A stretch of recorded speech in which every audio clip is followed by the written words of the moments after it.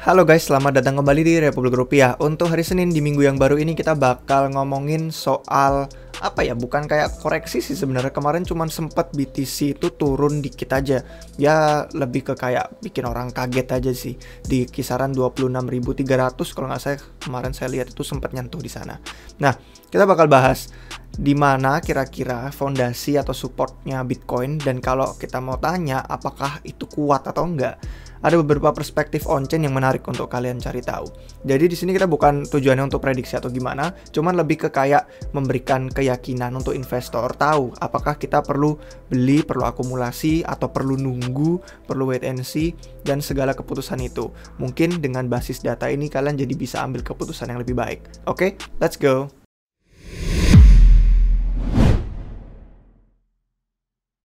Baik guys, selamat datang kembali di Republik Rupiah. Jadi ada beberapa metrik hari ini yang bakal kita bahas. Cuman mungkin untuk yang sudah nonton video YouTube RR selama sejak awal tahun ini ya, sejak seringnya kami melakukan analisis on-chain untuk Bitcoin khususnya, mungkin ada beberapa metrik yang sudah familiar.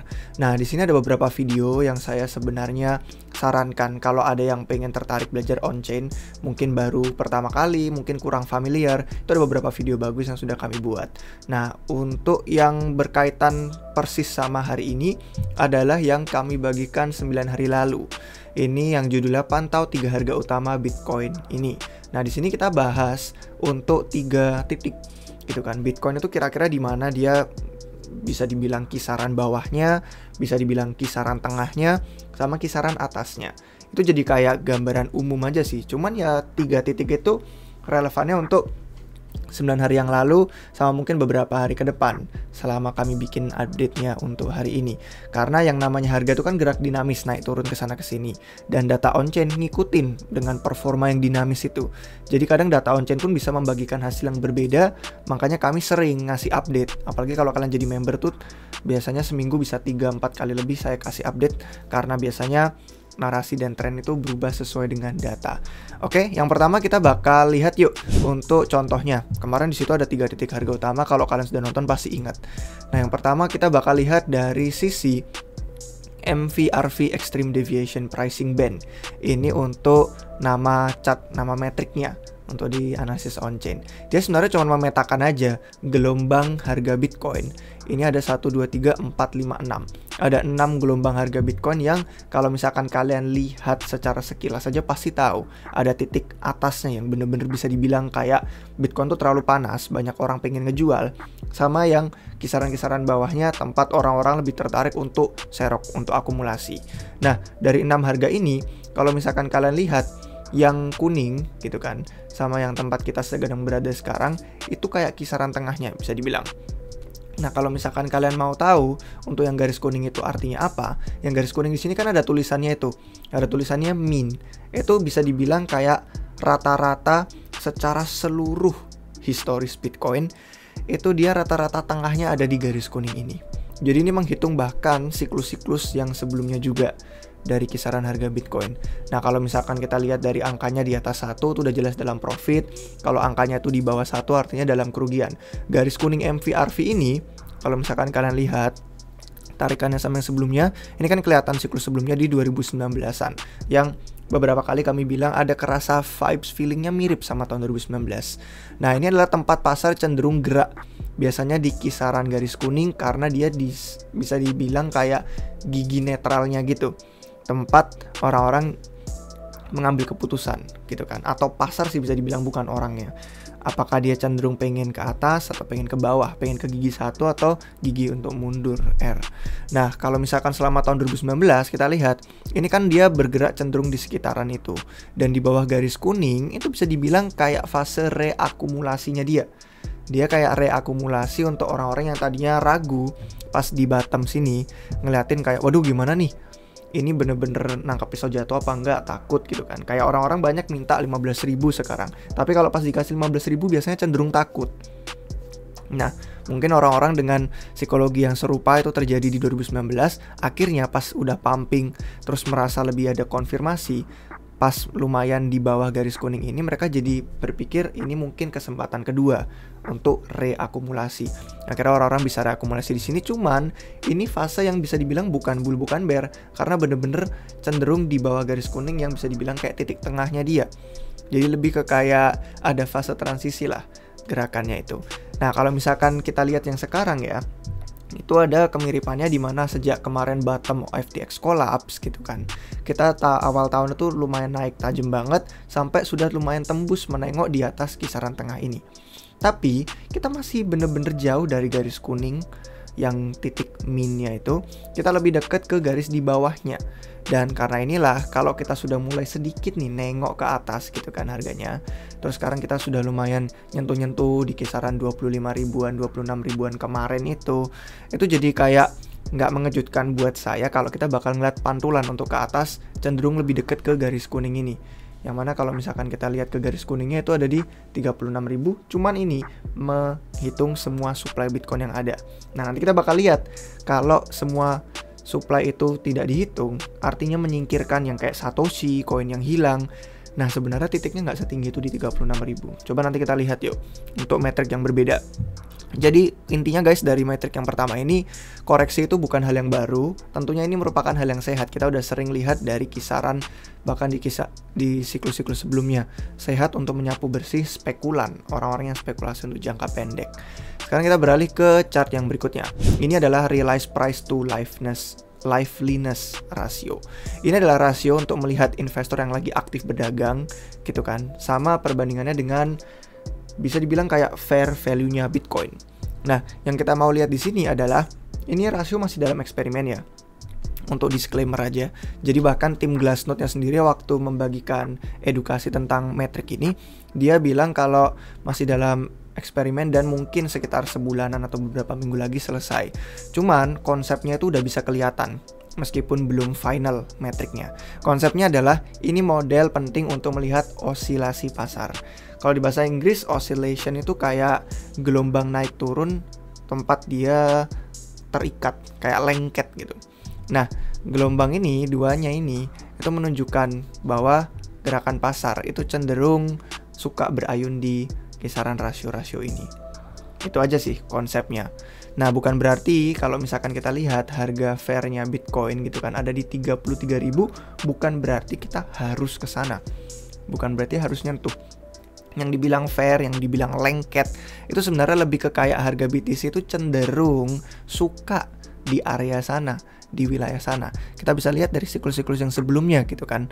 Dia cenderung retest beberapa kali gitu kan, dari fase reakumulasi 2019 kemarin, dan sekarang kita sebenarnya masih belum loh menyentuh titik yang bisa dibilang kayak cenderung tempat BTC suka naik turun.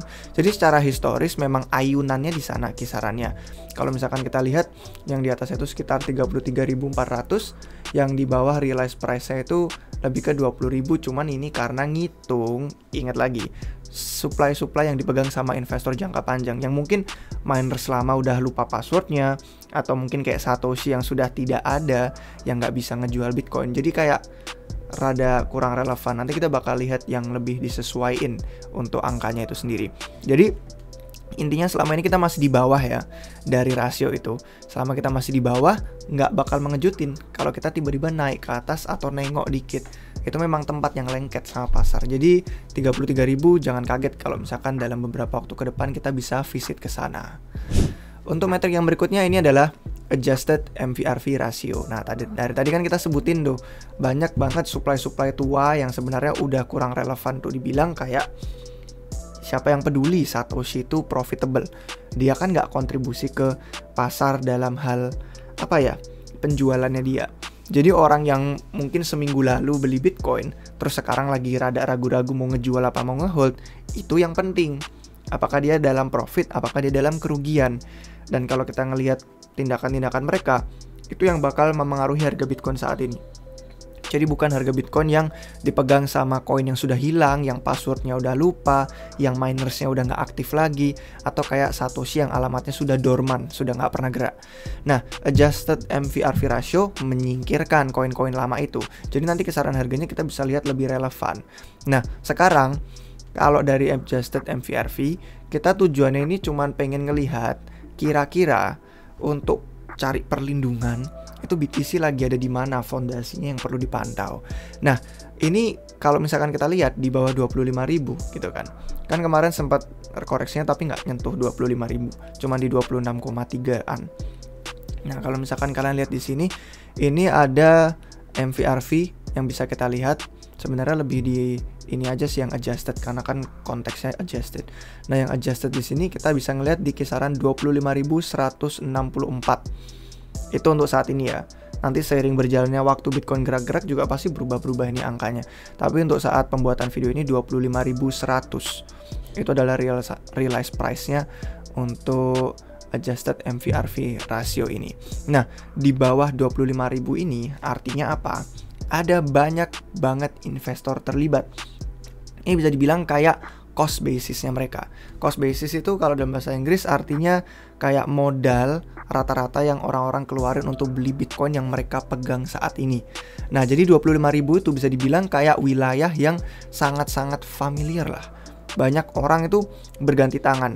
Banyak yang kemarin beli di 25.000, banyak yang ngejual juga di 25.000, mungkin udah beli pas 15.000 FTX collapse, terus pengen TP. Dan kalau kita lihat perlindungan fondasi yang kuat, itu kisarannya ada di 25.100 itu. Kalau misalkan kita lihat sekarang harga BTC lagi di mana? Itu di 26,9-an. Jadi kalau antara 24.000 lebih ke bawah lagi, misalkan 15.000 ke FTX collapse, ya bukannya nggak mungkin gitu kan, retest siapa yang tahu. Prediksi masa depan nggak ada manusia yang bisa nebak. Cuman banyak permintaan di bawah sana. Jadi saya nggak bakal kaget kalau tiba-tiba orang tuh pengen front run, pengen duluin yang lainnya untuk serok akumulasi, terus ternyata secara nggak sadar tuh cuman berlalu singkat aja. Jadi fondasi di bawah 25.000 tuh bener-bener sedap banget. Jadi nggak jauh beda sama video yang kami bikin sebelumnya ya, yang tadi di awal kita bilang judulnya 3 titik utama Bitcoin. Di bawah 25.000 tuh sedap banget untuk bisa diserok. Kalau di kisaran 25.000 ke 33.000-an kayak yang tadi kita sebutin di awal, di sini juga kelihatan kok gitu kan kisarannya. Itu sebenarnya merupakan titik netral yang jangan kaget kalau kita bakal sideways volatil cukup lama. Mungkin beberapa bulan saya nggak bakal kaget sih, karena memang itu kisaran tengahnya, wilayah yang bisa dibilang kayak min-nya dia. Jadi itu setidaknya untuk cost basis atau basis modal investor Bitcoin yang belakangan ini di 25.000-an, atasnya mungkin 33.000-an, sideways di kisaran sana. Saya nggak bakal terlalu panik ketika naik turun volatil. Nah, sekarang kita lihat metrik berikutnya, yaitu adjusted percent supply in profit. Ini juga sama, menyesuaikan koin-koin yang tua yang udah lama tadi. Kita bakal lihat berapa persentase supply Bitcoin yang sedang dipegang sekarang itu dalam profit. Karena yang pengen kita lihat adalah dari siklus sebelumnya juga, ini kita butuh konteks di mana orang-orang itu yang kemarin beli jadi untung, terus ada kerugiannya juga. Kalau misalkan dia nggak TP atau hold kelamaan, terus jadi ragu kayak, waduh ternyata nggak lanjut lebih tinggi lagi, akhirnya merasakan kerugian. Terus kayak kemarin yang juga beli banyak di sini gitu kan, kalau nggak salah sekitar 16% ini turunnya, dari yang kemarin pada untung, sekarang pada rugi, turun lagi gitu kan. Jadi inilah yang namanya bull market, tidak akan selalu mulus perjalanannya ke atas. Kami udah bilang di beberapa video sebelumnya, selamat datang di bull market yang tidak up only. Nggak bakal selamanya naik terus, karena perjalanan yang sehat itu perlu ada turunnya. Apapun yang bisa menghasilkan keuntungan itu perlu ada koreksinya untuk orang-orang yang spekulasi, yang jangka pendek, mungkin nggak punya keyakinan, biar mereka bisa disapu bersih. Karena yang layak untuk mendapatkan keuntungan besar adalah mereka yang yakin, yang berani untuk bertahan di masa-masa pasar itu volatil. Jadi kita sekarang lebih dekat dengan cost basisnya orang-orang di 25.000-an. Saya rasa ada magnet yang sedikit bisa narik keuntungannya ke atas untuk, tadi saya bilang, di atas 30.000 dikit mungkin, atau nyentuh 33.000, nggak ada yang tahu. Tidak bisa prediksi masa depan. Setidaknya kita sudah tahu bahwa sekarang perlu ada kapitulasi kecil-kecilan kayak begini nih. Sama kayak di siklus-siklus sebelumnya, untuk orang-orang tuh merasakan yang adanya kerugian. Oh, ini bukan siklus sebelumnya, ini ATH kemarin 2021. Coba kita lihat yang 5 tahun, nah ini dia 2019 gitu kan. Selalu ada, bahkan dalam fase reakumulasi bull market itu untung ruginya tuh kelihatan jelas banget. Naik turunnya persentase orang megang Bitcoin. Jadi jangan kaget guys. Ini sekarang saya liatin lagi konteks yang lebih luasnya ya. Konteks yang lebih luasnya dari dashboard indikator bull market.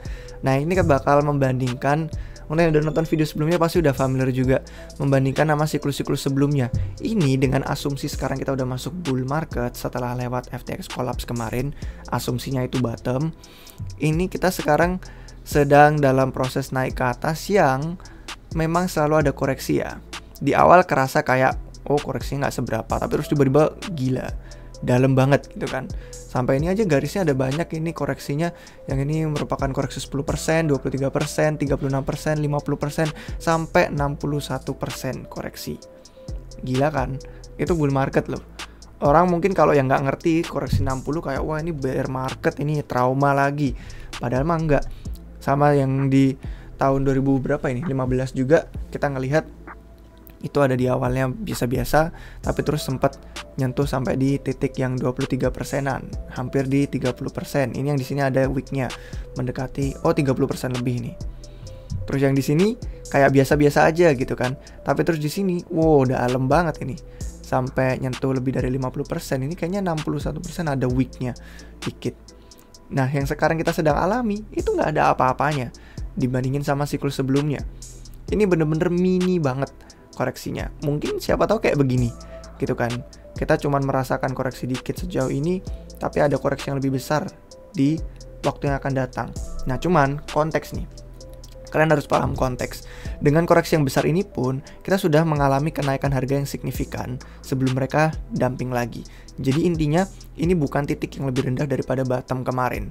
Dan mungkin ya, kalau kita mengalami pola yang sama dengan siklus sebelumnya, ini ngeliat data historis, nggak selalu ke masa depan itu sama persis. Dan kita nggak bisa prediksi. Cuman berteori aja, kalau misalkan nanti Bitcoin itu mengalami lonjakan entah di atas 35.000, entah mungkin sampai segila nyentuh $40.000, itu nanti turun ke 25.000 pun udah merupakan koreksi yang lumayan dalam.